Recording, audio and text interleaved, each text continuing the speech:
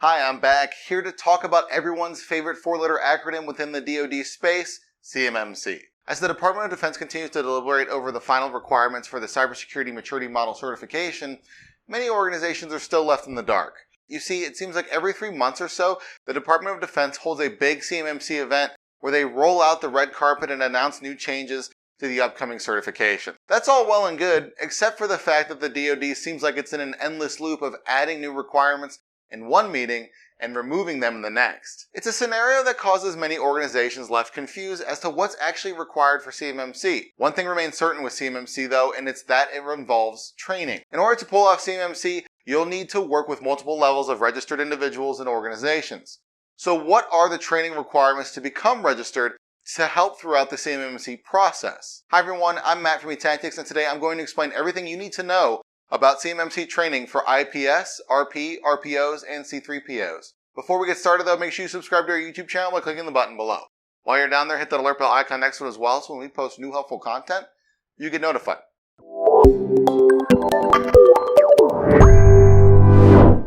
Individuals performing services fall into 3 categories: registered, certified, and provisional. Registered means you passed a basic background check and completed basic training. Certified means you passed a commercial background check and a more rigorous training. And provisional means that you passed a Tier 3 background check and rigorous training. Let's take a closer look at one of the types of individuals performing services. Registered practitioners, or RPs, are consultants who help organizations seeking certifications, OSCs, prepare for CMMC. To become an RP, you must first apply with the CMMC accreditation body, or AB. The application fee was $500, and you must pay for your background check as well, which is $35.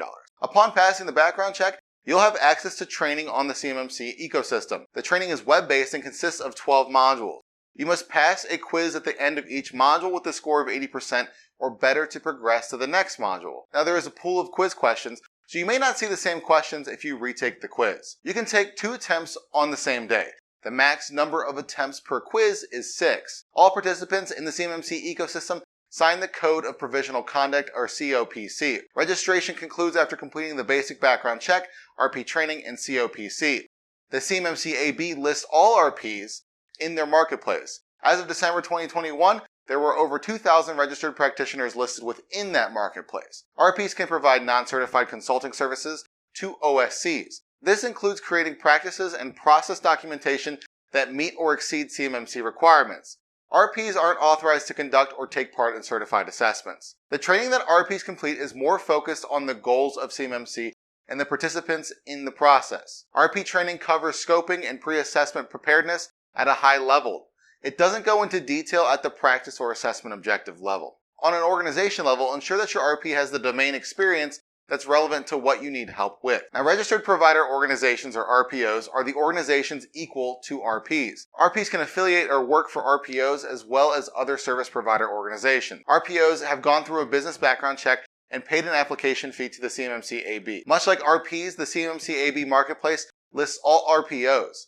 RPOs aren't authorized to conduct CMMC assessments. Another type of provider organization is a Certified Third-Party Assessor Organization, or C3PAO. The purpose of C3PAOs in the ecosystem is to provide certified assessments to OSCs. Organizations may apply to become C3PAOs and pay a one-time application fee of $1,000. There is also a one-time activation fee paid upon acceptance of $2,000.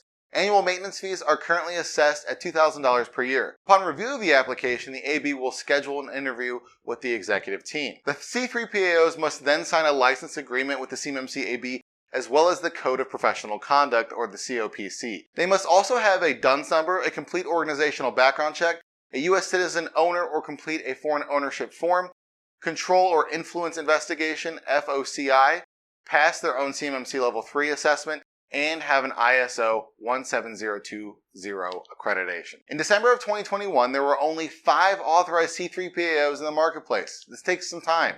Meanwhile, 181 candidates are waiting for their CMMC 2.0 Level 2 assessments. The Defense Industrial Base Cybersecurity Assessment Center, or DIBCAC, is conducting C3PAO assessments. It may take up to 6 to 9 months for C3PAOs to have their DIBCAC assessment scheduled. C3PAOs can provide consulting services to OSCs, but there are limits.